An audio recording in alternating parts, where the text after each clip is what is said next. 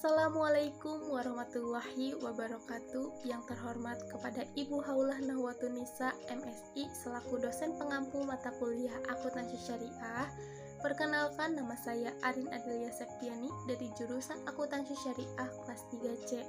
Di sini saya akan memaparkan materi mengenai akuntansi syariah untuk memenuhi tugas mandiri akuntansi syariah. Di sini saya akan menjelaskan atau memaparkan materi mengenai sumber hukum dan syariah Islam. Apa sih sumber hukum dan syariah Islam itu? Di sini saya akan menjelaskan mengenai pengertian sumber hukum Islam terlebih dahulu. Hukum Islam adalah syariat atau aturan Allah Subhanahu wa taala untuk umatnya yang dibawa oleh Rasulullah Shallallahu alaihi wasallam, baik hukum yang berhubungan dengan kepercayaan atau akidah maupun amaliyah atau perbuatan yang dilakukan oleh seluruh umat muslim. Syariat Islam menurut bahasa berarti jalan yang dilalui umat manusia untuk menuju kepada Allah Subhanahu wa taala. Keberadaan aturan atau sistem ketentuan Allah Subhanahu wa taala untuk mengatur hubungan manusia dengan sesamanya. Aturan tersebut bersumber pada seluruh ajaran Islam, khususnya Al-Quran dan hadis. Selanjutnya, yaitu sumber hukum Islam.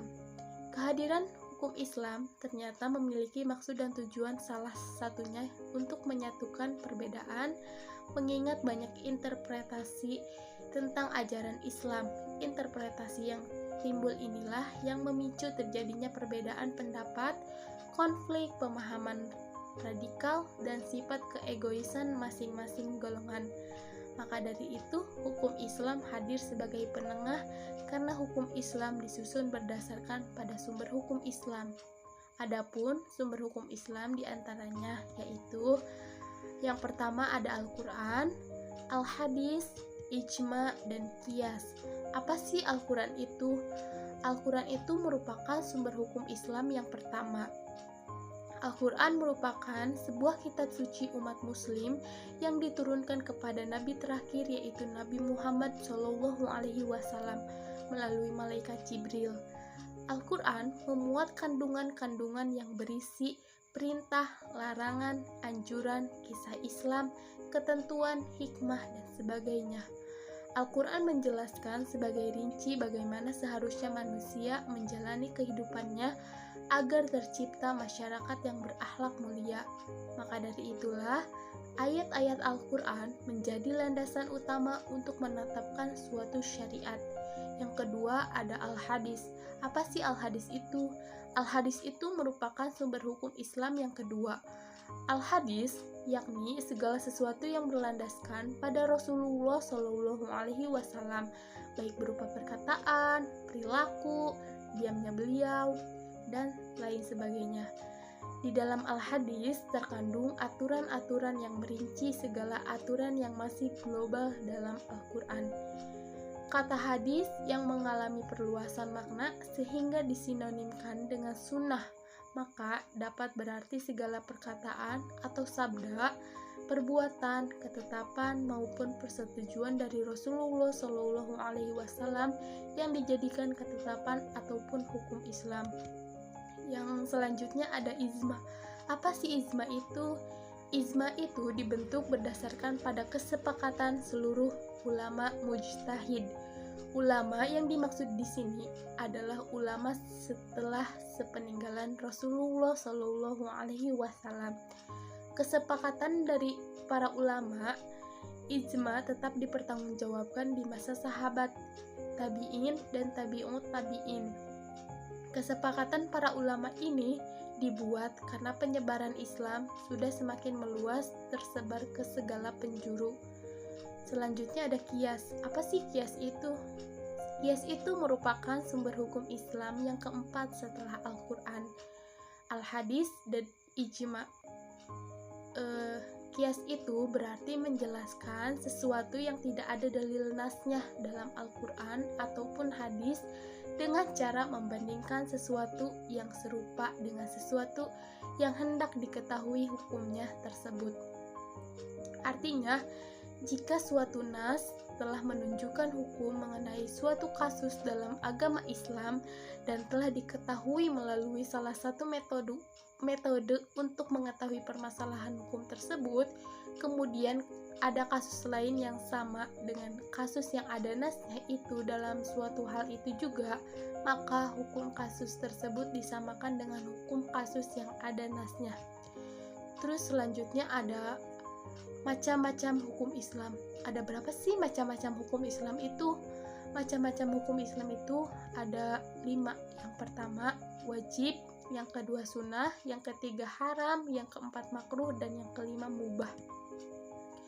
Apa sih wajib itu? Wajib adalah sesuatu perbuatan yang jika dikerjakan akan mendapatkan pahala dan jika ditinggalkan akan diberi siksa ataupun dosa. Contohnya yaitu sholat 5 waktu, memakai hijab bagi perempuan, puasa, melaksanakan ibadah haji bagi yang mampu, menghormati orang non-muslim, dan masih banyak lagi. Yang kedua ada sunnah. Apa sih sunnah itu? Sunnah ialah sesuatu perbuatan yang dituntut agama untuk dikerjakan, tetapi tuntutannya tidak sampai ke tingkatan wajib, atau sederhananya perbuatan yang jika dikerjakan akan mendapatkan pahala dan jika ditinggalkan tidak akan mendapatkan siksaan ataupun dosa. Contoh dari perbuatan yang memiliki hukum sunnah ialah sholat yang dikerjakan sebelum atau sesudah sholat fardu, membaca sholawat Nabi, mengerjakan sholat-sholat sunnah seperti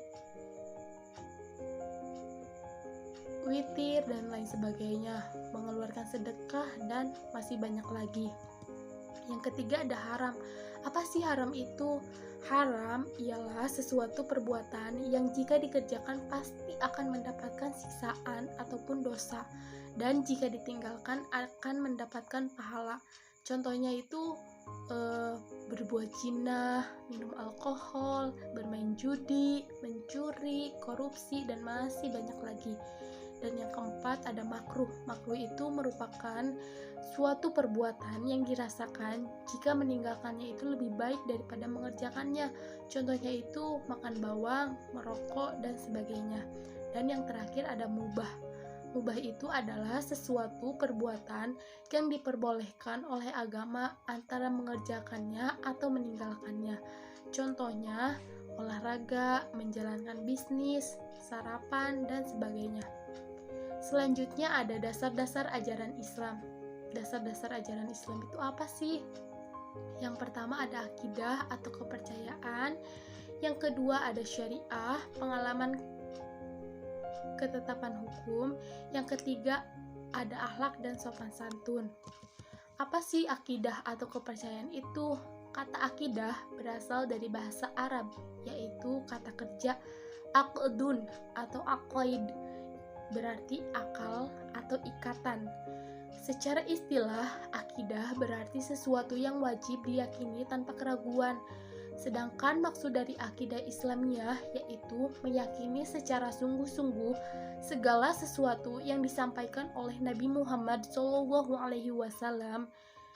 Inti dari akidah Islamiyah itu adalah mengesahkan Allah Subhanahu wa Ta'ala dengan meyakini bahwa tiada Tuhan yang wajib disembah selain Allah Subhanahu wa Ta'ala. Akidah merupakan pondasi dalam beragama yang menempati tempat yang paling utama dalam peta keagamaan. Pokok-pokok akidah terangkum dalam rukun iman. Yang selanjutnya ada syariah atau pengalaman ketetapan hukum. Syariah dalam pengertian etimologis adalah sumber kehidupan. Dalam agama Islam, kata tersebut berarti jalan kehidupan yang benar menuju Tuhan, atau jalan yang diperintahkan Allah agar diikuti oleh orang mukmin atau muslim. Secara umum, syariah merujuk perintah, larangan, panduan, prinsip dari Tuhan untuk perilaku manusia di dunia ini dan keselamatannya di akhirat. Sedangkan syariah dalam pengertian terminologis adalah seperangkat norma ilahi yang mengatur hubungan manusia dengan Allah, hubungan manusia dengan sesamanya dalam kehidupan sosialnya, hubungan manusia dengan makhluk lainnya di alam lingkungan hidupnya. Dan yang terakhir ada akhlak atau sopan santun. Secara linguistik, kata akhlak diambil dari bahasa Arab yang berarti budi pekerti, perangai, tingkah laku, atau tabiat. Secara terminologi, akhlak adalah sebuah sistem lengkap yang terdiri dari karakteristik-karakteristik akal atau tingkah laku yang membuat seseorang menjadi istimewa. Jadi, akhlak merupakan suatu sistem yang melekat pada individu yang menjadikan seseorang menjadi manusia istimewa daripada individu lainnya. Lalu, menjadi sifat pada diri seseorang tersebut. Apakah sifat-sifat itu terdidik kepada yang baik, dinamakan akhlak baik. Jika sifat seseorang itu buruk, maka dinamakan akhlak buruk. Jika seseorang tidak terdidik untuk berperilaku baik, maka sifat-sifat seseorang itu akan menjadi buruk atau mazmumah. Jika seseorang itu terdidik dengan akhlak baik, maka seseorang itu akan melakukan yang baik dan perilakunya disebut akhlak baik. Selanjutnya ada tujuan syariah. Di sini saya mengambil 4, yaitu perlindungan terhadap keturunan, melindungi akal, melindungi harta, dan melindungi jiwa. Perlindungan terhadap keturunan itu seperti apa sih?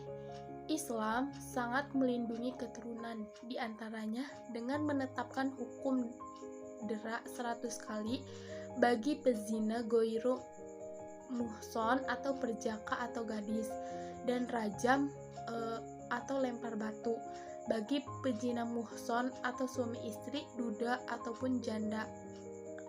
Al-Hadis ditetapkannya hukuman yang berat bagi pezina tidak lain untuk melindungi keturunan. Yang kedua ada melindungi akal. Dalam sebuah hadis Rasulullah Shallallahu Alaihi Wasallam menyatakan, agama adalah akal. Siapa yang tidak berakal atau tidak menggunakan akal, maka tiadalah agama baginya. Oleh karenanya, seseorang harus bisa dengan benar mempergunakan akalnya. Seseorang yang tidak bisa atau belum bisa menggunakan akalnya, atau bahkan tidak berakal, maka yang bersangkutan bebas dari segala macam kewajiban-kewajiban dalam Islam. Yang ketiga, ada melindungi harta, yakni dengan membuat aturan yang jelas untuk melindungi harta, diantaranya dengan menetapkan hukum potong tangan bagi pencuri, peringatan keras sekaligus ancaman dari Allah Subhanahu wa Ta'ala bagi mereka yang memakan harta milik orang lain dengan zalim. Sesungguhnya orang-orang yang memakan harta anak yatim secara zalim, sebenarnya mereka itu menelan api sepenuh perutnya, dan mereka akan masuk ke dalam api yang menyala-nyala, yaitu neraka jahanam. Quran Surat An-Nisa ayat 10. Dan yang terakhir ada melindungi jiwa. Sekian dari saya. Mohon maaf apabila banyak kekurangan. Wabillahi taufiq wal hidayah. Wassalamualaikum warahmatullahi wabarakatuh.